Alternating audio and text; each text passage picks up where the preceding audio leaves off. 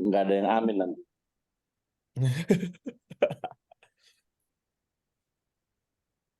Doa dulu, dipimpin siapa ini Mas?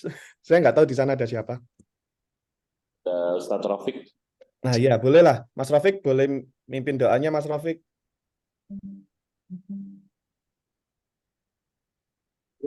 Bismillahirrahmanirrahim. Assalamualaikum warahmatullahi wabarakatuh. Terima kasih atas waktu yang diberikan. Sebelum kita memulai acara, alangkah baiknya kita tundukkan kepala kita sejenak, seraya bermunajat kepada Allah Subhanahu wa Ta'ala. Izin doa saya pimpin secara Islam, untuk yang beragama lain dimohon untuk menyesuaikan. Bismillahirrahmanirrahim. Alhamdulillahirabbil alamin. Hamdan syakirin hamdan na'imin hamdan yafi ni'amahu wa yukafi'u mazidah. Ya Rabbana lakal hamdu kama yanbaghi li jalali wajhika karim wa 'azimi sultanik. Allahumma shalli ala sayyidina Muhammad asbahna ala fitratil Islam wa kalimatil ikhlas wa ala dini nabiyina Muhammad sallallahu alaihi wasallam min abina Ibrahim hanifan wa ma kana minal musyrikin. Allahumma inna nas'aluka salamatan fid dinina wa ziyadatan fil 'ilmi wa barakatan fi rizqina wa tawbatan qabla al-maut wa rahmatan inda al-maut wa maghfiratan ba'da al-maut. Allahumma hawwin 'alaina fi syafaratil maut wa najatan minan nar wa 'afwan 'anil hisab. Rabbana la tuzigh qulubana ba'da idh hadaytana wa hab lana min ladunka rahmatan innaka antal wahhab. Subhana rabbika rabbil 'izzati amma yasifun wa salamun 'alal mursalin walhamdulillahi rabbil alamin. Wassalamualaikum warahmatullahi wabarakatuh. Waalaikumsalam warahmatullahi wabarakatuh. Terima kasih Mas Rafiq sudah memimpin doa pada kegiatan pagi ini. Selanjutnya kita akan Mas siapa? Mas Agustus ada nggak ya? Nggak ada ya. Kalau gitu mungkin kita langsung masuk ke materi aja ya Mas ya. Nanti yang terkait arahan pimpinan sama penguatan integritas nunggu Pak Imad kalau bisa join. Kalau sekarang kita langsung mulai dari Mas Acai. Silakan share screen Mas Acai. Oke.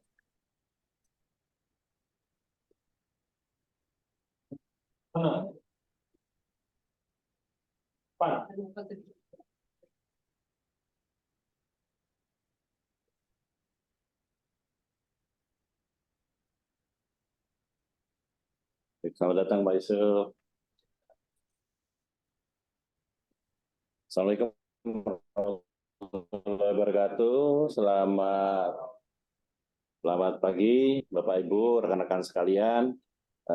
Izin pagi ini saya akan sharing sedikit terkait pelaksanaan atau pengalaman selama mengikuti pelatihan teknis penguatan karakter yang saya ikuti mulai hari Minggu sore tanggal 27 November sampai dengan Jumat. Acara pagi ini merupakan salah satu bagian dari pelatihan, yaitu rangkaian dari pelatihan, yaitu setiap peserta pelatihan wajib untuk melakukan internalisasi di kantor masing-masing. Jadi teknis pelatihan penguatan karakter ini dapat diambil juga informasinya bagi teman-teman di kantor. Oke, selanjutnya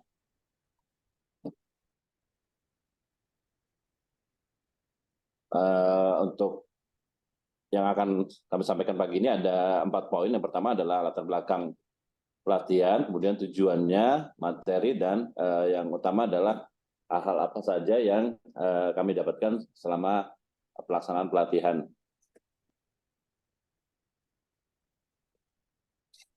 Jadi latar belakang dilaksanakannya pelatihan penguatan karakter ini adalah yang pertama, mungkin sudah pada pernah dengar ya, kasus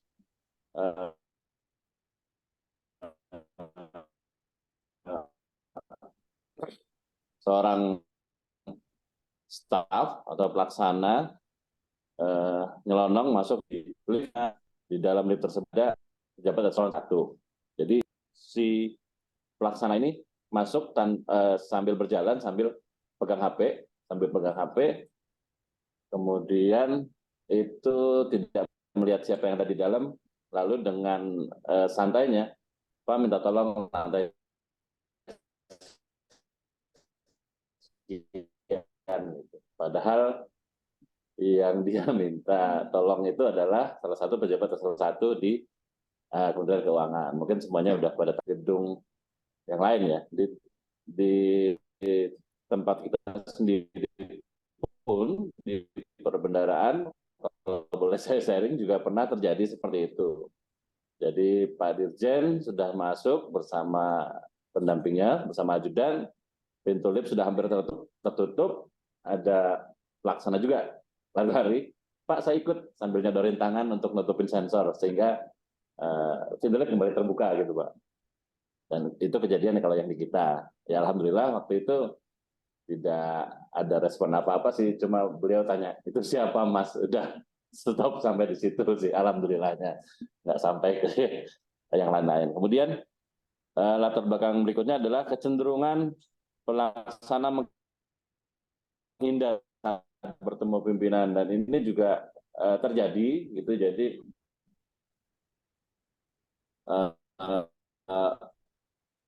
ketika ada pimpinan lewat eselon 2 atau eselon 3 untuk memberikan hormat atau menyapa gitu Pak. Yang ada malah menghindar seperti ngelihat hantu gitu Pak ya. Nah, ini juga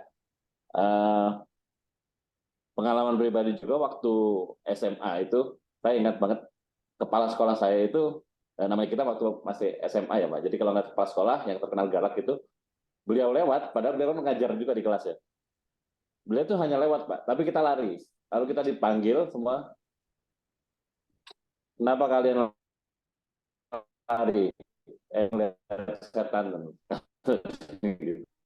Saya nggak suka seperti itu gitu. Syukur kalau nyapa, cuek aja juga nggak apa-apa kata beliau gitu. Yang penting jangan lari, terkesannya seperti beliau itu membawa keburukan gitu buatnya. Itu kemudian yang itu juga terjadi di Kementerian Keuangan, terutama mungkin pegawai-pegawai yang masih muda-muda ya, gitu yang mungkin baru masuk. Kemudian yang jadi latar belakang juga adalah menurut asumsi pimpinan bahwa kesigapan pegawai itu ketika dipanggil atau diminta menghadap oleh pimpinan ada kecenderungan agak kurang sigap gitu Pak ya. Jadi ketika dipanggil alasannya sedang makan siang gitu, atau sedang sholat mungkin makan siang tapi sampai jam 3 gitu kan. Seperti itu. Sehingga kemudian pada intinya value dan nilai Kementerian Keuangan seperti itu Pak. Sehingga akhirnya berdasarkan arahan dari Pak Sekjen, maka Biro SDM bekerjasama dengan Pusdiklat Bea dan Cukai melaksanakan kegiatan ini untuk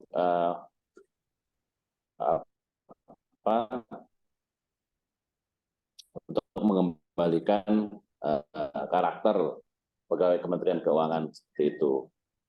Kemudian tujuannya adalah seperti tadi disampaikan bahwa untuk diharapkan dengan pelaksanaan kegiatan ini seluruh pegawai Kemenkeu dapat memahami dan menerapkan core value dan nilai-nilai Kementerian Keuangan dalam kesehariannya. Terus terang ketika mengikuti pelatihan pada hari pertama itu diadakan upacara pembukaan gitu. Salah satu rangkaian di upacara pembukaan adalah menyanyikan Mars Kementerian Keuangan. Hampir 80% peserta cuma Komat Kamit, Pak.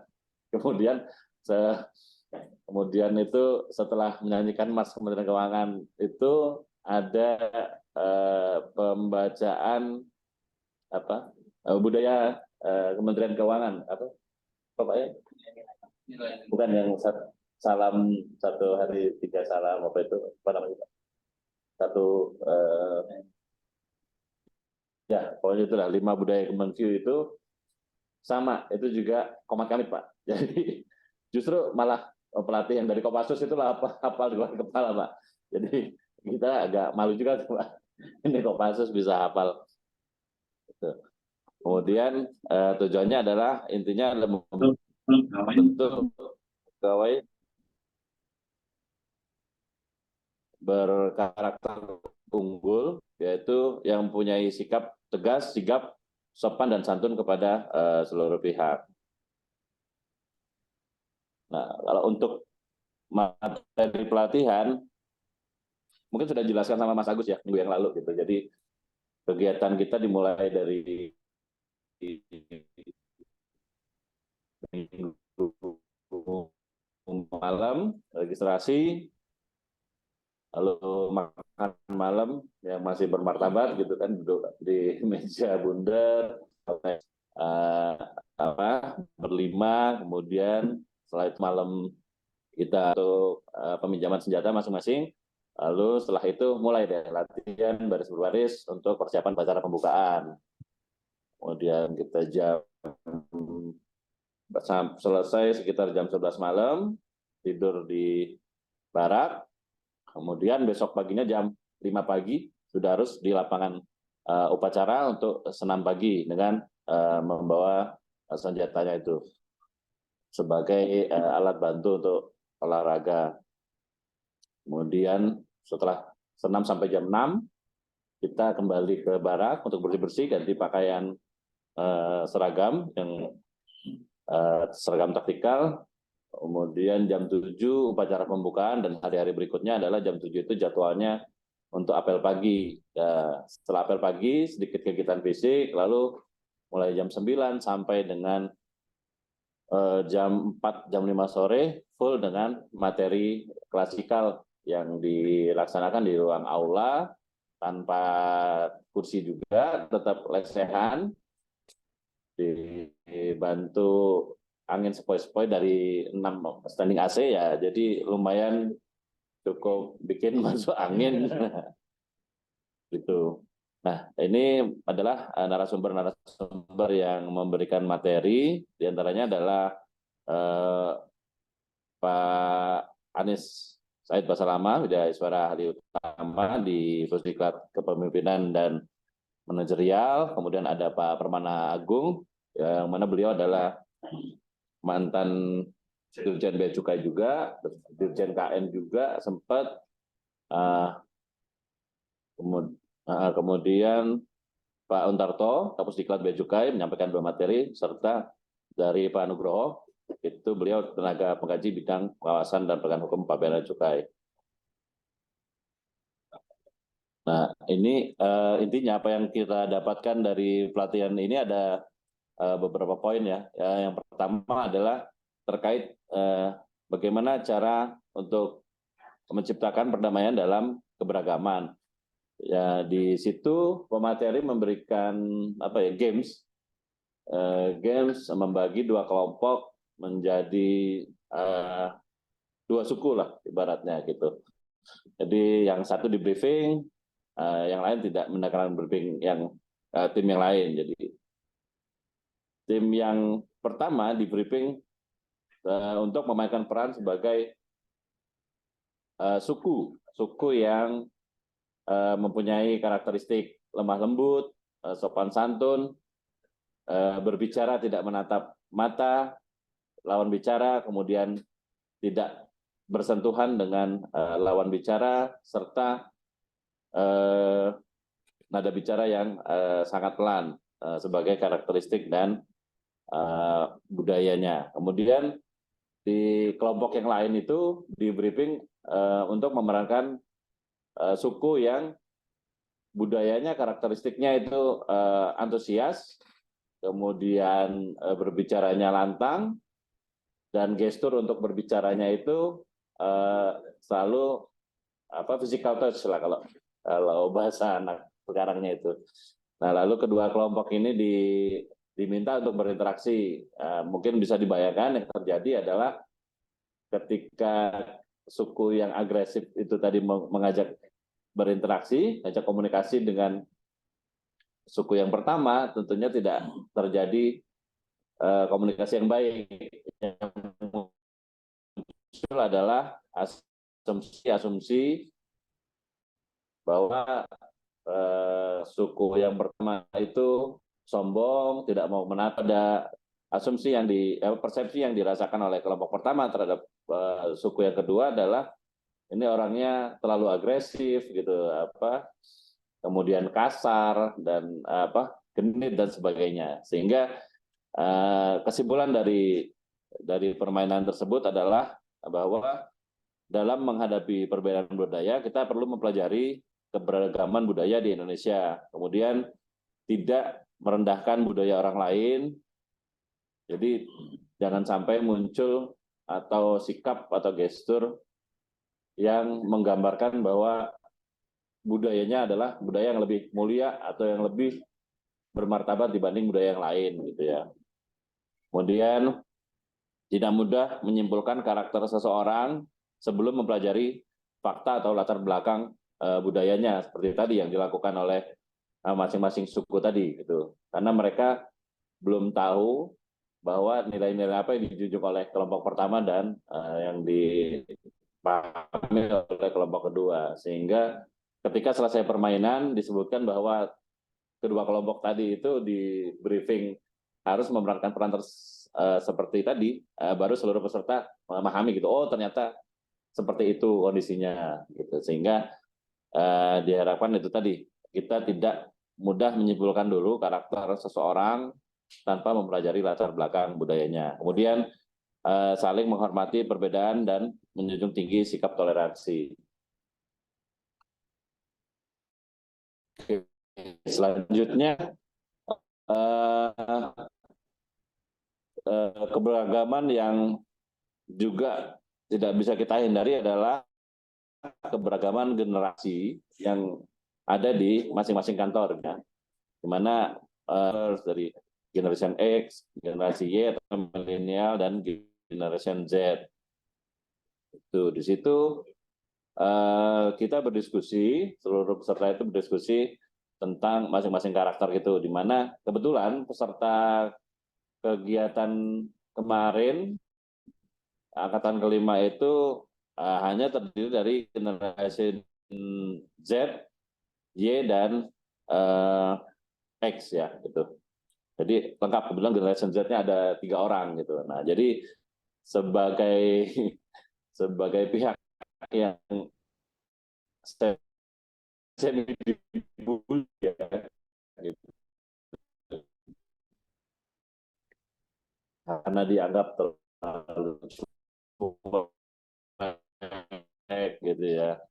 Mereka diminta bicara, sehingga mereka menyatakan bahwa ketika ini diminta untuk melakukan sebuah pekerjaan yang biasanya dari generasi santai-santai aja, padahal sudah ciri khas generasi mereka itu bahwa pekerjaan yang dikasih pimpinan ini sebenarnya bisa mereka kerjakan dalam 5 menit gitu. Sehingga ketika disampaikan batas waktunya mungkin 15 menit, ya udah ya 10 menit awal ya saya mending main game aja dulu gitu. Tapi di sisi lain pimpinan ngelihatnya, lo ini anak kok saya perintah malah nggak dikerjain, malah main game gitu. Padahal menurut mereka dan sesuai dengan skill yang mereka punya itu cukup 5 menit saya ngerjakan itu gitu. Jadi disitulah kita berdiskusi bahwa untuk menyelaraskan gap antar generasi ini tips yang perlu dilaksanakan, yaitu yang pertama tadi hindari membuat persepsi sendiri, bahwa jangan sampai kita berpersepsi ini anak muda ini kalau disuruh kok nggak langsung gerak gitu ya, padahal menurut mereka itulah pekerjaan gampang gitu karena mereka bekerja selalu ditunjang dengan teknologi ya. Itu jadi diharapkan untuk tidak membuat persepsi sendiri. Begitu juga sebaliknya gitu, sebagai generasi Z juga diminta untuk tidak berpersepsi wah ini bos gua kok ngejar-ngejar terus nih pekerjaan, padahal sebenarnya itu tadi beda karakter. Mungkin kalau di generasi Y atau generasi X ya, jadi begitu ada perintah ya secepatnya dikerjakan gitu, waktu luangnya di belakang. Mungkin kalau generasi Z lebih memilih ya kalau masih ada waktu luang ntar aja itu last minute gua kerjain juga selesai gitu ya. Seperti itu. Kemudian introspeksi, jangan menghakimi umur berdasarkan umur gitu ya. Jadi tadi kita pelajari dulu karakternya, skillnya teman-teman dari generasi Z seperti apa. Kemudian yang paling penting adalah nilai-nilai universal yang harus yang dijunjung harus sama gitu ya. Jadi tentang kesopanan gitu ya, tentang disiplin tetap harus sama. Kemudian tadi si generasi Z sebagai junior tetap juga harus belajar mengenai kebiasaan-kebiasaan yang dipahami generasi sebelumnya gitu, nilai kesopanan dan sebagainya. Kemudian sebagai senior juga harus belajar untuk mampu mengikuti perkembangan teknologi yang dan budaya kerja generasi Z, termasuk juga istilah-istilah istilah-istilah yang mereka pergunakan seperti itu ya, seperti apa ya, healing, burnout, apalagi Mbak Iza, apa ya, mental illness, trust issue dan sebagainya.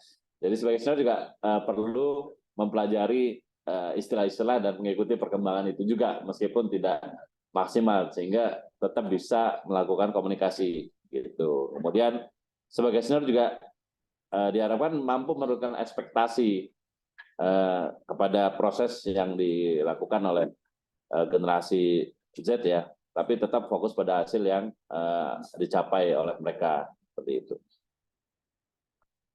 Nah, kemudian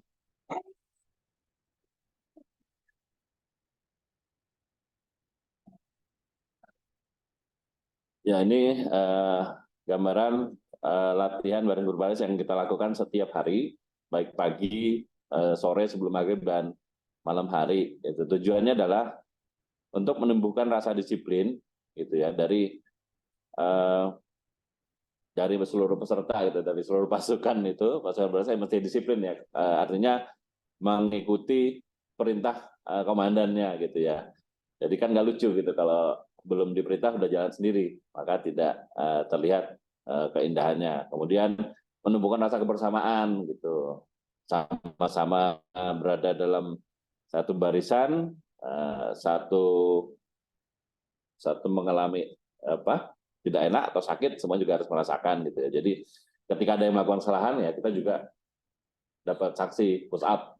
Jadi akhirnya seluruh peserta saling menjaga gitu, saling menjaga untuk tidak berbuat kesalahan supaya temannya tidak merasakan penderitaan gitu ya. Kemudian meningkatkan daya konsentrasi. Jadi di dalam PBB sendiri kan ada 3 jenis aba-aba ya, aba-aba petunjuk, terus peringatan dan aba-aba pelaksanaan. Nah, jadi semua peserta atau anggota barisan harus fokus, konsentrasi. Ini aba-aba perintah, peringatan atau pelaksanaan gitu ya. Jadi tidak melakukan gerakan sebelum benar-benar perintahnya jelas gitu. Sehingga itu juga dapat diambil pelajarannya bahwa ketika di kantor ketika dapat penugasan juga kita harus lebih konsentrasi bahwa jelas dulu perintahnya, kalau perlu konfirmasi kembali apa yang diperintahkan oleh pimpinan baru dilaksanakan. Kemudian yang terakhir, yang pelajaran yang dapat diambil dari latihan baris berbaris adalah melatih solidaritas ya tadi. Jadi semua bisa merasakan dalam satu barisan itu harus kompak dan solid seperti itu.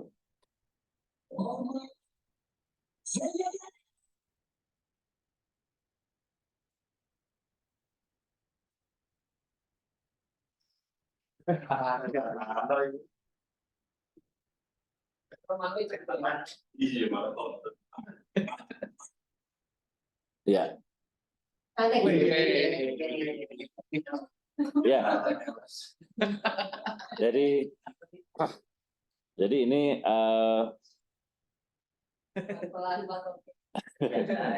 jadi ini pelajaran selanjutnya ya yang kami dapatkan. Jadi kenapa kok diklat beginian harus nenteng-nenteng senjata sih gitu. Jadi yang kami dapatkan yang bisa pelajaran kita ambil adalah melatih disiplin. Yang pertama, kenapa disebut melatih disiplin? Bahwa dijelaskan penggunaan senjata api itu baik di kalangan sipil maupun militer itu ada dasar hukum dan aturannya seperti itu. Jadi tidak boleh nenteng-nenteng senjata sembarangan. Satu pelajaran yang saya ambil, contoh kemarin kan saya sempat punya pistol korek, dan ternyata itu cukup berbahaya. Jadi mungkin bagi kita yang punya hobi airsoft gun atau apa, itu benar-benar digunakan hanya untuk olahraga misalnya, tidak untuk dibawa sembarangan. Kenapa? Jadi dijelaskan oleh instruktur bahwa penggunaan senjata api itu berdasarkan peraturannya untuk membela diri itu digunakan dalam tahapan terakhir. Jadi ketika ada ancaman itu adalah pada step terakhir. Nah, jadi misal kita secara resmi kita megang pistol ya, senjata. Lalu kita melaksanakan tugas ketika ada ancaman. Kita misalkan dicontohkan dari Bea Cukai, ketika dia memberhentikan sebuah kendaraan, ketika diminta berhenti pakai tangan, si kendaraannya berhenti, ya udah kita tidak boleh pakai senjata. Gitu. Berikutnya, tingkatan berikutnya, ketika suruh berhenti mereka tidak mau berhenti, bisa menggunakan yang lain atau bisa menggunakan alat pentungan atau alat kejut listrik. Nah, penggunaan senjata api sendiri adalah pada kesempatan terakhir, pada tingkatan ancaman terakhir. Nah, jadi sesuai peraturannya bahwa penggunaan senjata api itu sedapat mungkin digunakan pada tahap terakhir di mana ancamannya seimbang dengan kekuatan senjata yang akan kita pergunakan. Dicontohkan bahwa ketika dalam satu penindakan teman-teman Bea Cukai itu baru masuk udah diancam parang gitu ya, sudah diancam parang atau ditebaskan ke anggota. Nah di situ sudah tidak perlu lagi mikir ini karena sudah ancamannya saya yang mati atau dia yang mati, maka diperbolehkan untuk menembak. Nah di situ tetap diperhitungkan gitu, tetap dipikirkan bahwa sebelum melakukan tembakan siap-siap nih, karena setelah ini pasti akan ada BAP gitu kan. Dipikirkan bahwa ketika kita menembak kita sudah mengambil keputusan yang tepat sehingga kita tidak dipermasalahkan di BAP, tidak disalahkan seperti itu. Nah, tadi kembali ke soal menenteng-nenteng senjata dan airsoft gun gitu. Berbahayanya adalah ketika kita nenteng-nenteng kita tidak tahu siapa lawan kita itu. Misalnya di jalan kita punya airsoft gun atau apa ya, gesek-gesekan di jalan gitu, serobot-serobotan di jalan lalu kita keluarkan. Nah, seandainya lawan kita tadi adalah orang yang secara resmi boleh mempergunakan senjata, kembali kepada prinsip yang tadi bahwa ancaman terakhir boleh menggunakan senjata. Kan konyol kita nakut-nakutin pakai senjata korek, yang sana punya senjata betulan dan dia merasa terancam, dia dibenarkan gitu. Ketika kita nodong pakai senjata pistol korek dari jauh, nah, lalu dia secara resmi formal boleh menggunakan senjata, dia boleh nembak kita, kan konyol terus kita pakai korek buat nakut-nakutin, tapi dia punya pistol beneran. Nah, jadi jangan sampai kita mati sia-sia gara-gara itu. Nah, di situ bahaya tadi terkait disiplin. Kemudian tanggung jawab. Di dalam pelatihan kita dipinjemin senjata yang laras panjang itu, senjata velmet. Nah, di situ kan tercatat terregister si A membawa senjata nomor seri berapa itu. Jadi di situ masing-masing peserta pelatihan diminta bertanggung jawab, jangan sampai hilang dan jangan sampai tertukar. Karena ketika itu hilang, ancamannya adalah pertama dipecat, kemudian kita ganti rugi dan ditahan di sel seperti itu. Nah, jadi dibawalah kemana-mana nih, kecuali mandi aja gitu, karena di barak kan ada tempat nyimpan senjata dan ada petugas piket dari kita yang saling menjaga.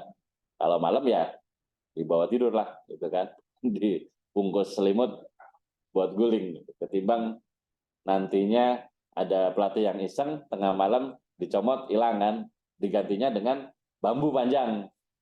Nah, ya lucu sih, tapi ya maksudnya filosofisnya adalah yang kami dapatkan bahwa senjata ini merupakan gambaran atau simbolis dari jabatan yang diberikan kepada kita. Jadi ketika kita memegang suatu jabatan itu melekat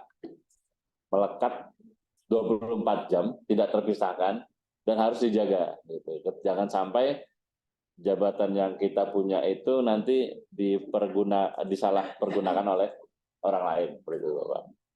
Kemudian pelajaran selanjutnya adalah fokus dan sabar, di mana dalam pelajaran teknik menembak diajarkan untuk mengatur nafas, gitu kan, untuk membidik dengan sabar sambil menahan beratnya senjata yang kita pegang, gitu. Memang kalau pegangnya beberapa detik sih nggak terasa beratnya, tapi ketika membidik mulai terasa kembang juga tuh sampai ke pinggang, gitu kan, Pak. Nah, yang paling penting lagi fokus dan sabar, gitu. Jadi kita dikasih di kelas menembak di hari Kamis itu kita dikasih 10 peluru, 3 peluru untuk percobaan dan 7 peluru yang akan dinilai. Kebetulan Pak Kapus ngasih challenge yang punya skor sama dengan beliau minimal dikasih reward 1 juta. Gitu. Alhamdulillah. Nah, ini kolonel aja ini. Jadi ketika tembakan percobaan pertama, alhamdulillah 2 nyangkut, 1 di luar ya, di luar target ya. Itu mudah nembak cewek ya? Iya. Oh. Tapi ketika penilaian mulai, nah di situ tuh 3 tembakan pertama pas penilaian, wah bagus nih, masih masuk ke target yang hitam. Tapi ketika kanan kiri udah dar. Jadi kepancing tuh, panas. Wah, gue juga harus cepat selesai nih. Padahal kita dikasih waktu yang cukup lama gitu. Kalau capek istirahat, 1 tembakan istirahat, 1 tembakan istirahat juga boleh, gitu, nggak masalah. Nah, jadi di situ kembali kita dapat pelajaran bahwa tetap harus fokus gitu, mengambil keputusan, tidak terpengaruh oleh keputusan yang dibuat oleh rekan kita di kanan ataupun di kiri. Gitu. Kemudian pelajaran berikutnya adalah kontrol diri, di mana di dalam penggunaan senjata api ada prinsip-prinsip yang akan dijelaskan pada slide berikutnya.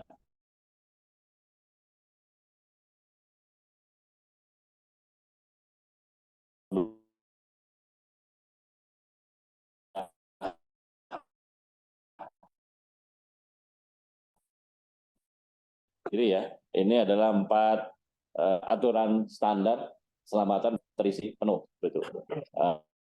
Artinya jangan sampai meskipun senjata itu sudah pelurunya, magazinnya udah dicopot, pelurunya udah dikeluarin semua, tetap jangan dianggap sepele gitu, jangan dianggap itu kosong gitu, karena sering kejadian sudah dikeluarin, kalau nggak salah sempat kejadian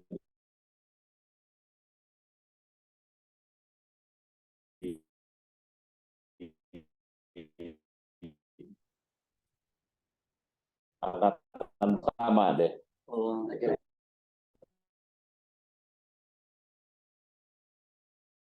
Prinsip pertamanya apa? Yang pertama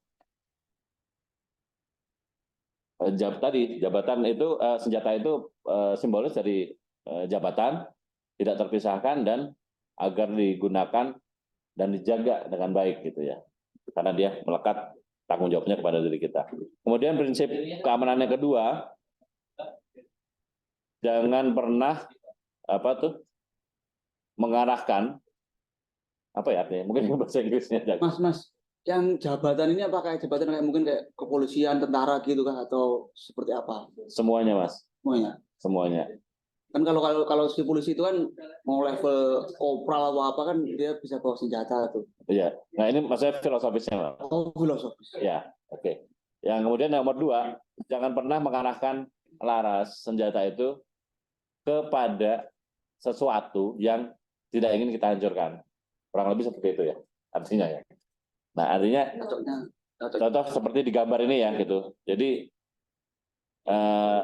dia secara tidak sengaja mengarahkan ke rekan yang di sebelahnya. Ini kejadian di angkatan kita pada saat praktek mau menembak, justru instrukturnya dari instrukturnya. Jadi pada saat mempraktekkan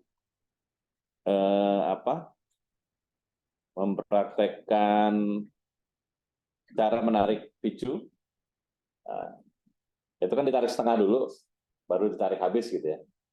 Nah, jadi untungnya itu diarahkan ke samping ya, arah ke samping. Jadi kita duduk di bawah, jarak setengah meter atau 1 meter mungkin di depannya. Mereka praktekin cara narik itu. 1, 2, tahan ya, dor gitu. Kita santai aja gitu, nggak kaget. Karena kita pikir bagian dari skenario gitu kan. Ternyata instrukturnya yang panik gitu. Ada CCTV nggak? gitu. Ternyata magazinnya nggak dicopot. Padahal sebelumnya pada saat menjelaskan dia magazinnya selalu dilepas gitu. Makanya ketika terjadi ledakan itu dia ngeliat ke samping, oh magazinnya udah nggak ada di sini. Dia lupa bahwa tadi ketika masang magazin nggak dilepas lagi gitu. Jadi ini kembali tadi mengamankan artinya selalu ketika memegang senjata itu tidak semena-mena atau menggaya-gaya mengarahkan ke sini lah atau kemana ya. Karena bisa saja terjadi yang seperti itu gitu. Entah lupa entah apa, kalau sudah seperti itu kan konyol gitu ya. Nah, tadi filosofinya adalah pergunakan jabatan dengan baik, jangan sampai tanpa sengaja kita membuat kebijakan yang menimbulkan kerugian bagi orang lain. Kemudian yang ketiga adalah pastikan jari itu tidak, ketika membawa senjata, tidak masuk ke lubang tempat pelatuk. Karena selalu ini seperti dicontohkan di gambar, jarinya di samping gitu ya, sebelum menarik ya.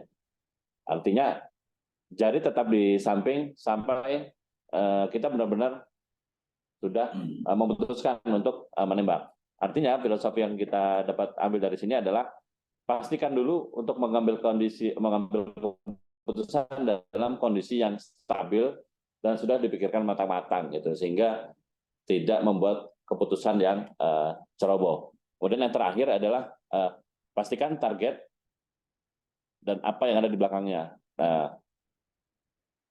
Ketika latihan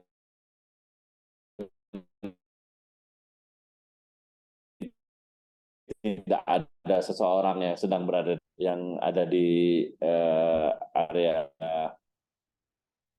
target gitu. Nah, intinya apa yang dipelajari bahwa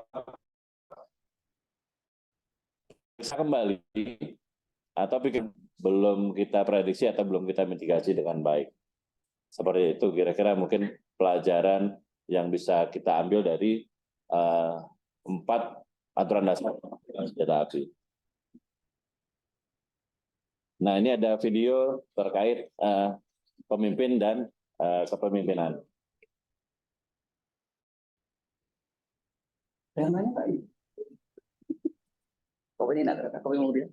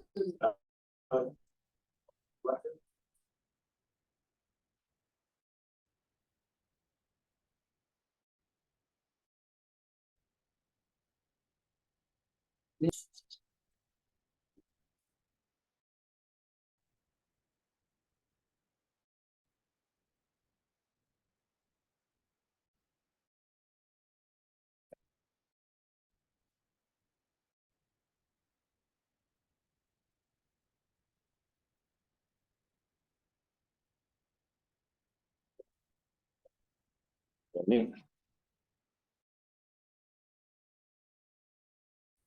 ya.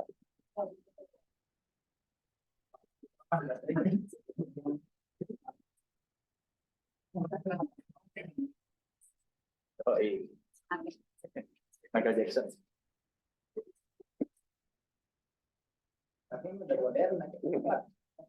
Ya, itu tadi kira-kira bedanya antara pemimpin dan pimpinan ya. Jadi yang kita dapatkan di pelatihan ini bahwa ketika menjadi pemimpin itu, ketika menjadi pimpinan itu tidak butuh karakter, cuma butuh SK, ya kan? Untuk jadi pimpinan sebuah struktural. Tapi kalau untuk jadi pemimpin kita nggak perlu SK, gitu ya. Siapapun bisa menjadi pemimpin gitu, dengan melaksanakan hal-hal yang mencerminkan sikap kepemimpinan. Oh ya, ada yang tertinggal tadi dari materi senjata sebelumnya ya. Senjata itu termasuk barang berbahaya apa enggak? Ya. Ya? Tergantung Mas, tergantung negaranya. Enggak. Pertanyaannya di barangnya nih Mas. Oh, Senjata api itu barang berbahaya apa enggak? Tidak. Hah? Tidak. Kenapa tidak? Karena dia benda mati. Nah, betul. Jadi senjata itu tidak, ya, senjata itu bukan benda berbahaya. Kenapa? Coba kita lihat di bandara itu, di dalam tabel atau poster dangerous good itu nggak ada senjata.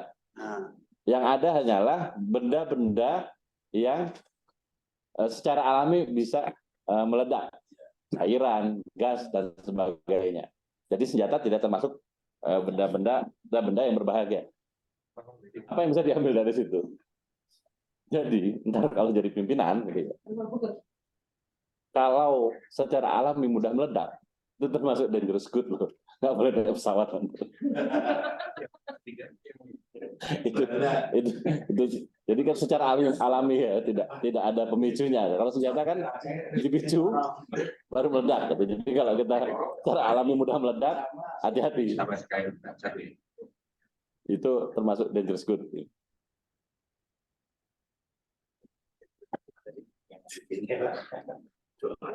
Oke, kita lanjut ya. Nah, ini terkait materi kepemimpinan. Filosofinya adalah bahwa pemimpin itu bukanlah nilainya, pemimpin itu tidak ditentukan oleh hasil yang dia capai secara pribadi, tapi berdasarkan hasil yang dicapai oleh pihak-pihak yang ada di bawahnya, yang di bawah pengawasannya, yang dipancarkan oleh orang-orang atau pihak-pihak yang berhubungan dengan dia. Nah, kalau sesuai dengan filosofi dari Ki Hajar Dewantara, itu ing ngarsa sung tulodo, ing matya mangan karso, tut huri handayani. Artinya ketika di depan pemimpin itu menjadi teladan, di tengah memberi bimbingan, dan di belakang memberi dorongan. Nah, ini definisi pemimpin dan kepemimpinan. Yang pertama, pemimpin adalah seorang yang tahu jalan, mampu melewati jalan, dan mampu menunjukkan jalan. Artinya seperti yang digambarkan di video tadi, gitu, dia bisa bersama-sama anggotanya untuk berjalan dan menunjukkan arah yang benar. Kemudian pemimpin adalah seseorang yang memiliki kemampuan khusus untuk membuat orang lain mau mengerjakan suatu pekerjaan dengan senang hati, walaupun pekerjaan tersebut sebenarnya tidak mereka sukai. Seperti itu. Jadi ya benar nih, saya juga mengalami nih, dulu pernah punya pemimpin, orangnya menurut saya keren banget lah, gitu. Tidak cukup emosional, gampang marah, tadi termasuk dangerous good juga, tapi solutif gitu. Jadi ketika kita melakukan sebuah kesalahan atau ada suatu permasalahan, beliau langsung naik gitu ya. Wah, ini kadang nggak segan untuk gebrak meja. Tapi kita itu tidak pernah ngambil hati dengan marahnya beliau gitu ya. Jadi ya udah, kalau dia gebrak meja kita malah senang. Wah, udah nggak lama solusinya keluar nih. Habis gebrak meja dia tek. Ya udah, emosinya udah keluar. Udah, kamu sekarang gini. Udah, kita semua senang. Jadi seluruh pegawai itu hampir tunduk patuh kepada beliau gitu ya. Meskipun pekerjaan yang tidak kita sukai sekalipun pasti nurut, karena itu tadi sikap dia. Jadi pertama, dia bisa pasang badan untuk anggotanya.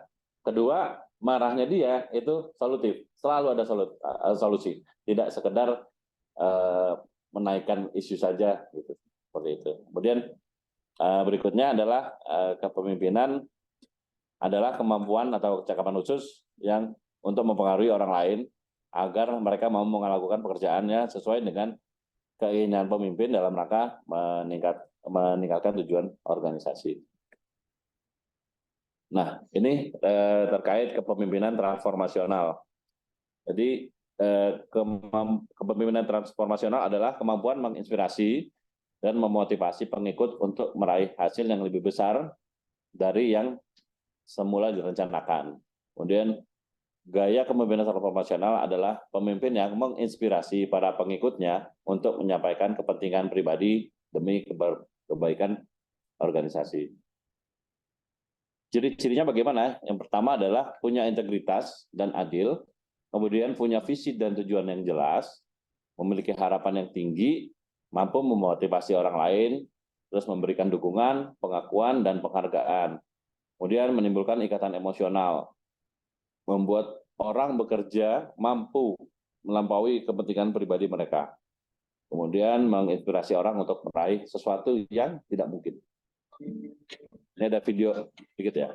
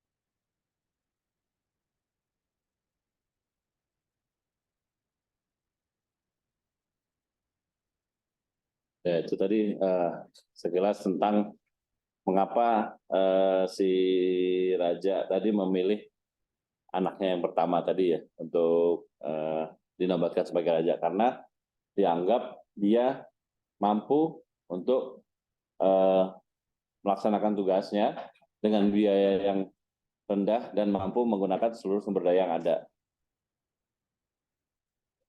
Jadi lalu bagaimana tips untuk menjadi pemimpin transformasional? Yang pertama adalah fokus pada kepentingan bawahan, gitu ya.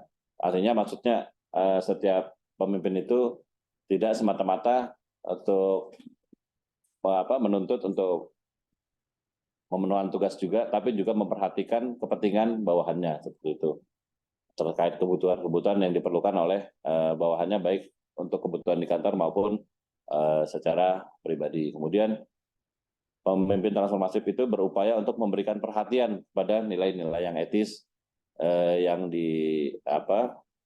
dipahami oleh anggotanya. Kemudian yang ketiga adalah pemimpin transformatif tidak menggurui, tapi mengaktifkan anggotanya untuk mengusulkan inovasi-inovasi untuk bangkit dari keterpurukannya. Kemudian yang keempat, pemimpin transformatif itu mengandung muatan stimulasi yang intelektual. Dan yang terakhir adalah kepemimpinan transformatif menghidupkan dialog dalam strata sosial lewat komunikasi atau diplomasi yang sehat. Tadi kembali kita ke gap yang generasi tadi, itu jadi pemimpin juga harus mampu untuk mempelajari perkembangan istilah-istilah maupun bahasa-bahasa komunikasi dari yang digunakan oleh berbagai generasi. Gitu. Nah, ini yang terakhir ada beberapa kutipan dari yang disampaikan oleh narasumber. Yang ini beliau adalah Pak Permana Agung ya, mantan Dirjen Bea Cukai juga. Wah, mana?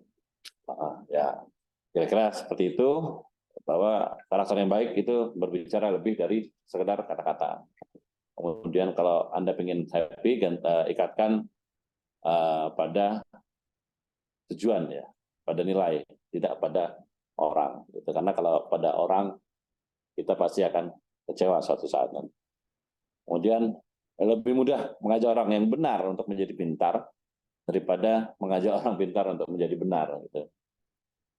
Kemudian yang terakhir dari beliau, lebih penting melakukan sesuatu yang baik daripada kita tidak melakukan sesuatu yang buruk. Artinya ketika kita tidak melakukan sesuatu yang buruk, kita hanya berdiam saja. Tapi lebih baik kita melakukan sesuatu yang baik. Gitu. Artinya nilainya lebih unggul daripada yang tidak melakukan sesuatu perbuatan yang buruk. Nah, ini Pak beliau Kapus Diklat Bea Cukai, artinya beliau menyampaikan bahwa negara ini tidak pernah maksa Anda untuk jadi pegawai Kemenkyu.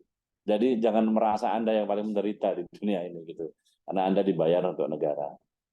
Masya Allah. Nah, ini sekilas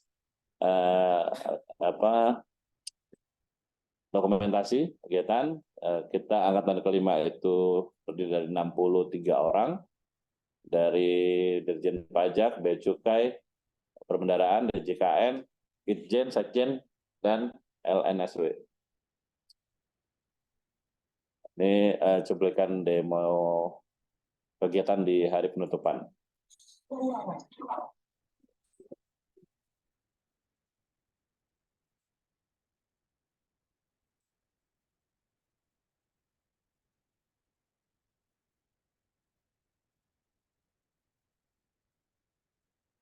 Kayak puncak ya. Siap Pak Komandan.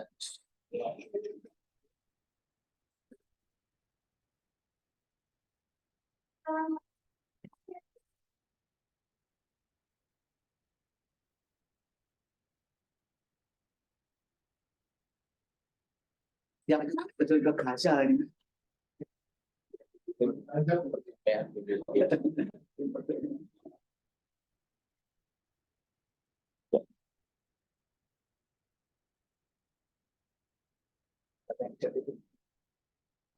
Ada yang cat itu, ada yang tanya kayaknya. Oke, sekian yang bisa kami sampaikan. Kalau ada pertanyaan, monggo dipersilakan. Silakan kalau ada yang ditanyakan. Bandi tanya orang Bandi. Duh, saya host, Mas. Nanya Mas Acai. Siap, Pak. Pak Tan. Iya. Pantai. Wih, santai kayak di pantai. Pantai Persiapan buat minggu depan, Mas Adnan ini. Apa namanya? Kemarin habis kegiatan masuk angin nggak? Iya. Udah itu aja. Udah itu aja. Pasti Mas, bukan setelah kegiatan, sepanjang kegiatan masuk angin, alhamdulillah. Jadi sedikit-sedikit keluar untuk menghindari bunyi sebenarnya. Kalau aroma bercampur sebenarnya dengan aroma keringat yang sehari. Jadi masuk anginnya karena terutama ketika pakai baju taktikal itu di hari Senin, Kamis, dan Jumat, itu kan kegiatan dari pagi tuh. Dari pagi setelah senam pagi kita mulai pakai baju taktikal, fisik dalam kelas. Jadi fisik, bajunya basah berkeringat, dalamnya di luar kering. Nah, masuk di dalam kelas dari pagi sampai sore, duduk di lantai dan tertiup AC standing ya. Nah, lumayan tuh bikin masuk angin. Jadi mungkin bisa persiapin antangin Mas, atau mungkin bisa punya ganapati Mas. Itu lumayan. Kemarin juga hari kedua rasa otot-otot pada kembang semua. Ya udah izin ke toilet sambil gosok-gosokin otot paha dan pinggang itu. Lumayan ada orangin. Nah, itu dia. Masih ada nggak minyak ganapatinya? Ya, Mas. Ada. Selalu ada. Oke, Ya, nanti pesen ya. Oke, thank you, thank you. boleh. Ya, Mas. Sace mau nanya, Siap, Pak Khairul. sana ada ini nggak warung gitu, atau bisa pesan GoFood kalau lapar? Kan jadwal makannya udah ditentuin gitu. Iya, Pak.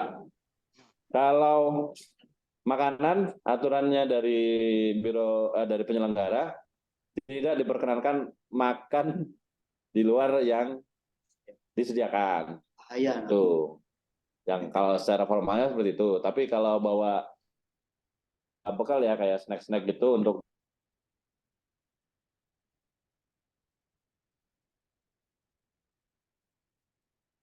aja sih, Pak. Kalau pesan GoFood mungkin bisa sih loncat pagar ya, Pak ya. Karena kan nggak boleh, jadi nggak boleh gitu. Itu kemarin saya pos-posin tuh. Minggu sore registrasi sih boleh Mas buka bebas sampai jam 6. Jam 6 masuk, sholat, persiapan makan, nunggu penyelenggara, belum ada kita keluar lagi, ngerokok lagi gitu kan. Sampai penyelenggaranya datang, baru. Sehingga ketika materi pertama, tata tertib diklat, ketika beliau menyampaikan tidak boleh merokok, matanya ke saya gitu ngelirik. Oke, nggak apa-apa. Sampai hari Jumat aja kok. Itu Pak.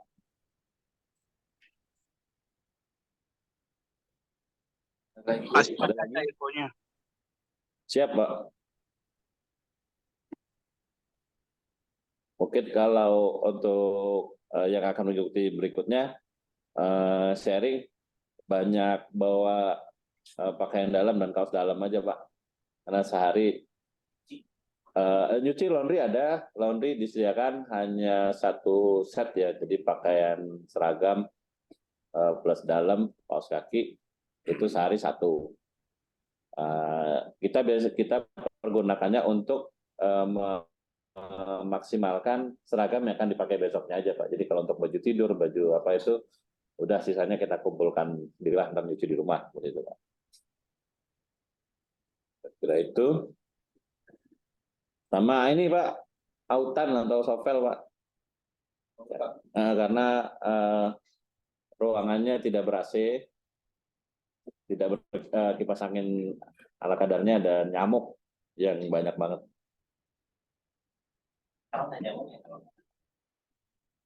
Oke, itu ada lagi? Kita bawa kendaraan ya? Tidak berkenan bawa kendaraan, datang ke sana pakai Grab atau taksi lah. Atau mungkin kalau yang punya kenalan di Becuka ya parkir aja di Becuka ya, Pak. Di kantor pusat. Ya, kalau di Pusdiklatnya nggak tersedia karena lapangannya dipakai untuk pelatihan. Gitu. Oke. Cukup mungkin kalau tidak ada pertanyaan lain, kami kembalikan ke moderator, Mas Adi. Terima kasih. Assalamualaikum warahmatullahi wabarakatuh. Waalaikumsalam warahmatullahi wabarakatuh. Terima kasih Mas Acai atas pemaparannya terkait penguatan karakter. Untuk agenda selanjutnya mungkin ada yang mau ditambahkan Pak Khairul? Mungkin cukup kali ya agenda pada pagi hari ini. Saya menyampaikan aja nih biar ada kayaknya fleksibilitas. Tolong teman-teman dalam melaksanakan tugas serta memperhatikan kode etik dan kode perilaku yang berlaku. Seperti itu sih. Jadi mungkin Mas Penny temenin persyaratan ada tugas dari pimpinan karena kelihatannya ada direksi yang hadir pagi hari ini ya. Oke, sudah cukup kali Mas Penny. Silakan ditutup Mas Penny yang buka. Ya, terima kasih Pak Khairul. Demikian agenda kita sashimi pada hari ini. Kita tutup. Wabillahi taufiq wal hidayah. Wassalamualaikum warahmatullahi wabarakatuh. Waalaikumsalam warahmatullahi wabarakatuh.